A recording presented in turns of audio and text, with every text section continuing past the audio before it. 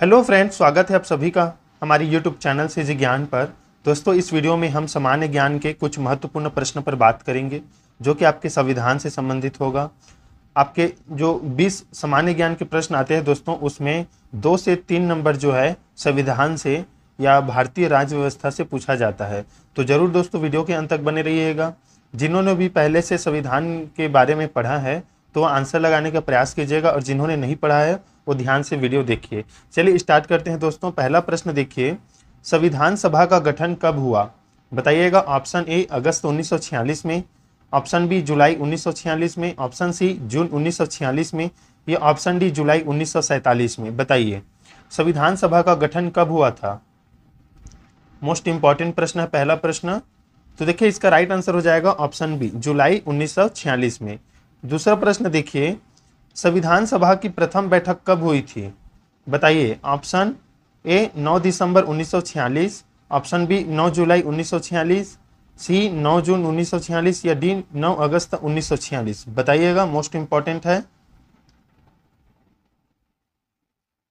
संविधान सभा की प्रथम बैठक कब हुई थी? तो देखिए दोस्तों इसका राइट आंसर हो जाएगा ऑप्शन ए 9 दिसंबर 1946 को। तीसरा प्रश्न देखिए, संविधान सभा के अस्थायी अध्यक्ष कौन थे?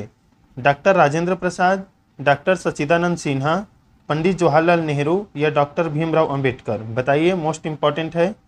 संविधान सभा के अस्थायी अध्यक्ष कौन थे? तो देखिए संविधान सभा के अस्थायी अध्यक्ष कौन थे? तो डॉक्टर सच्चिदानंद सिन्हा। ऑप्शन बी इसका राइट आंसर हो जाएगा। चलिए देखते हैं अगला प्रश्न। देखिए चौथा प्रश्न देखिए दोस्तों, संविधान सभा का स्थायी अध्यक्ष किसे चुना गया था? बताइए। डॉक्टर सच्चिदानंद सिन्हा को, सरदार वल्लभ भाई पटेल को, डॉक्टर राजेंद्र प्रसाद को, या महात्मा गांधी को। बताइए, इंपॉर्टेंट है। तो देखिए संविधान सभा का अध्यक्ष, स्थायी अध्यक्ष किसे चुना गया था? तो राइट आंसर है डॉक्टर राजेंद्र प्रसाद को। ऑप्शन सी इसका राइट आंसर हो जाएगा। पांचवा प्रश्न है, संविधान सभा के प्रारूप समिति का अध्यक्ष किसे नियुक्त किया गया? बताइए।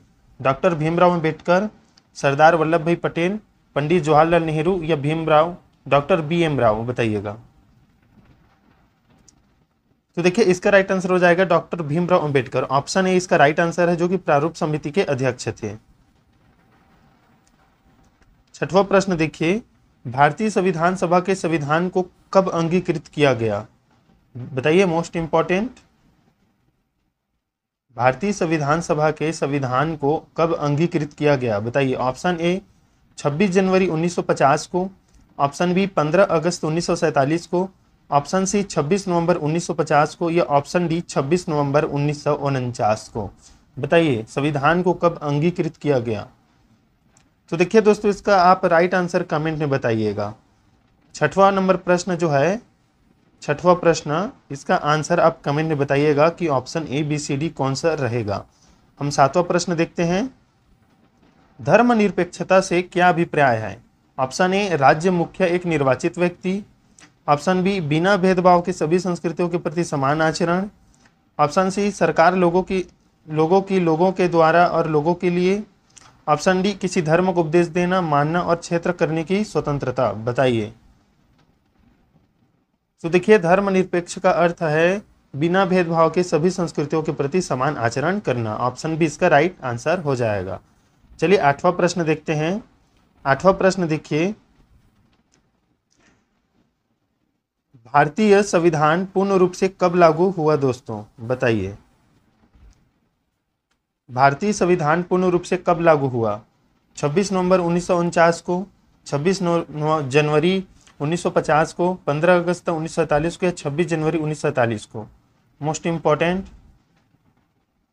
तो देखिए भारतीय संविधान पूर्ण रूप से कब लागू हुआ? तो 26 जनवरी 1950 को। नौवां प्रश्न है, संविधान की कुंजी किसे कहा जाता है? संविधान की प्रस्तावना को, संवैधानिक उपचारों को, मौलिक अधिकारों को, या उपरोक्त में से कोई नहीं। बताइए संविधान की कुंजी किसे कहा जाता है? तो देखिए संविधान की कुंजी किसे कहा जाता है दोस्तों? तो ऑप्शन ए संविधान की प्रस्तावना को ही संविधान की कुंजी कहा जाता है। 10वां प्रश्न देखिए, शासन की संसदीय प्रणाली किस देश से ली गई है? USA, कनाडा से, रूस से, ब्रिटेन से। बताइए, मोस्ट इंपॉर्टेंट। शासन की संसदीय प्रणाली किस देश से ली गई है?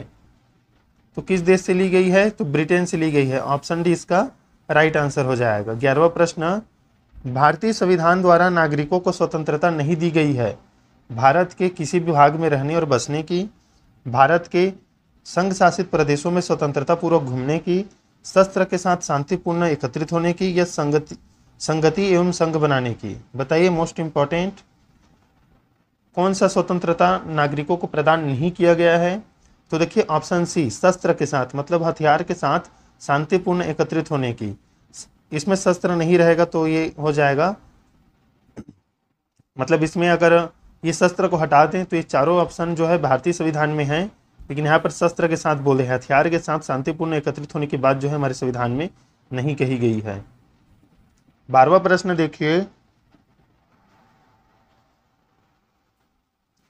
भारतीय संविधान में आपात उपबंध का प्रावधान किस देश के संविधान से लिया गया है? बताइए, आपात उपबंध का प्रावधान जर्मनी, ऑस्ट्रेलिया, दक्षिण अफ्रीका या अमेरिका?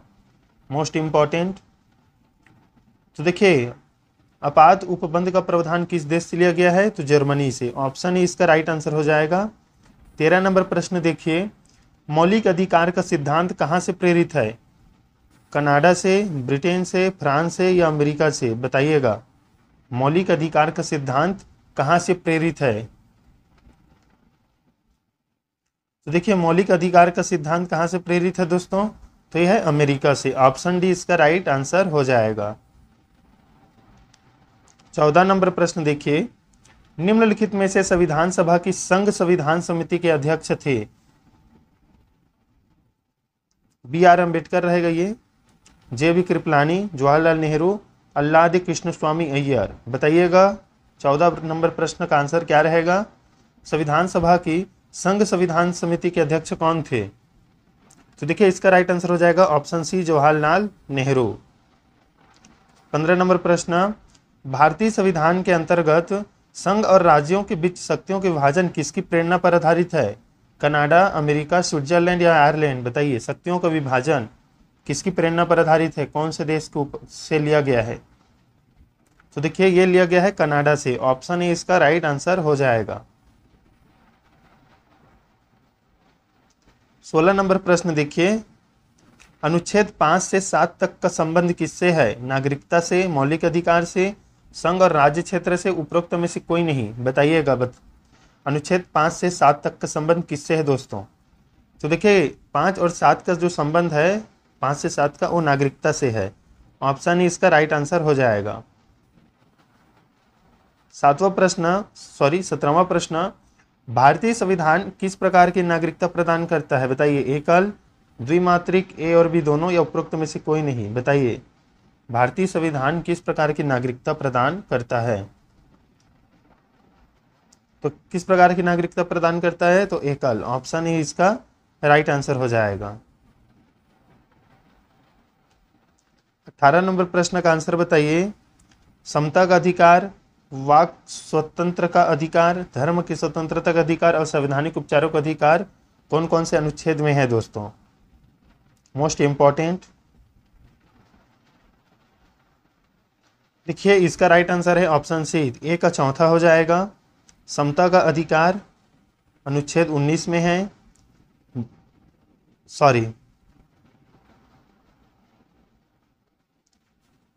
समता का अधिकार 14 से 18 में है। जो वाक स्वतंत्र का अधिकार है ये है दोस्तों अनुच्छेद 19 में।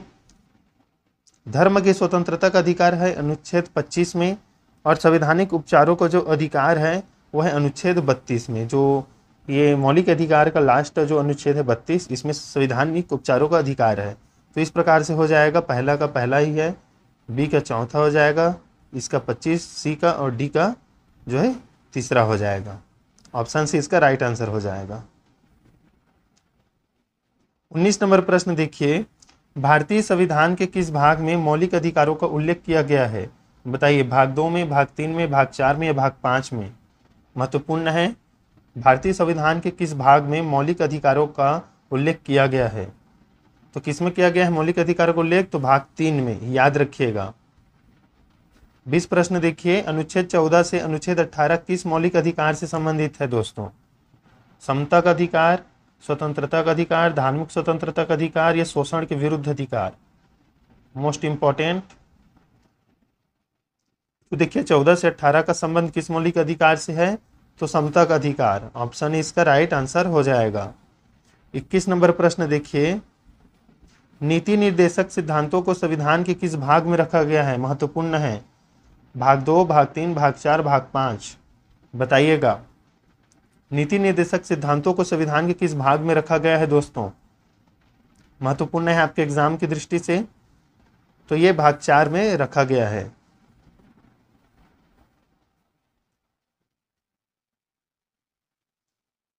अनुच्छेद 36 से 51 तक संविधान में किन बातों का उल्लेख किया गया है? बताइए। 36 और से 51 तक के अनुच्छेद में नीति निर्देशक सिद्धांतों का, संघीय कार्यपालिका का, मौलिक कर्तव्यों का, उपरोक्त में से कोई नहीं।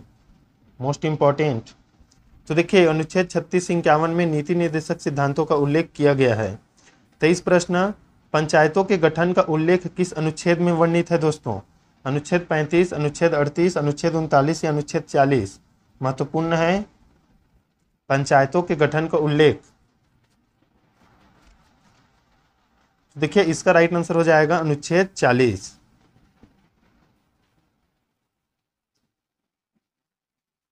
मौलिक कर्तव्य का प्रावधान किस देश के संविधान से अभिप्रेरित है? बताइए।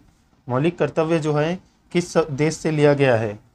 सोवियत संघ, रूस, जर्मनी, फ्रांस या ब्रिटेन? तो देखिए ये लिया गया है पूर्व सोवियत संघ, रूस से। 25 नंबर प्रश्न, मौलिक कर्तव्यों को उल्लेख किस अनुच्छेद में है?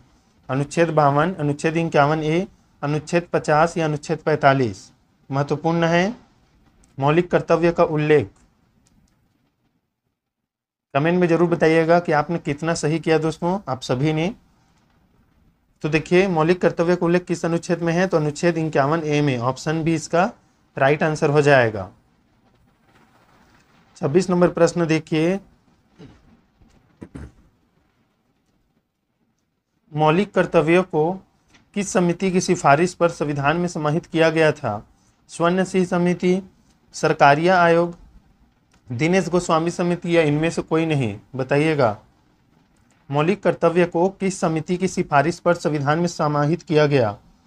तो देखिए किस समिति की सिफारिश पर? स्वर्ण सिंह समिति द्वारा। 27 नंबर प्रश्न, संवैधानिक प्रावधान दिया गया है, स्रोत दिया गया है, मौलिक अधिकार कहाँ से लिया गया है? नीति निर्देशक तत्व, मंत्रिमंडलीय सरकार और केंद्र राज्य का संबंध? बताइएगा। तो देखिए 27 का राइट आंसर हो जाएगा ऑप्शन बी। ए का चौथा रहेगा। मौलिक अधिकार जो है हमें पता है अमेरिका से लिया गया है। देखिए अभी बी का तीसरा,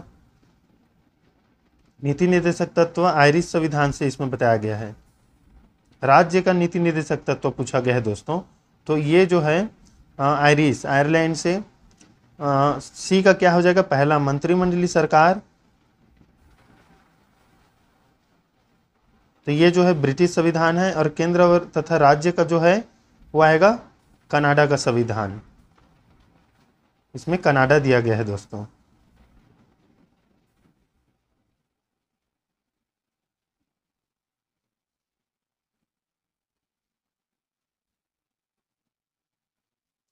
देखिए 28 नंबर प्रश्न, संघ की कार्यपालिका शक्ति निहित होती है, मतलब संघ की जो शक्ति है कार्यपालिका पर निहित होती है।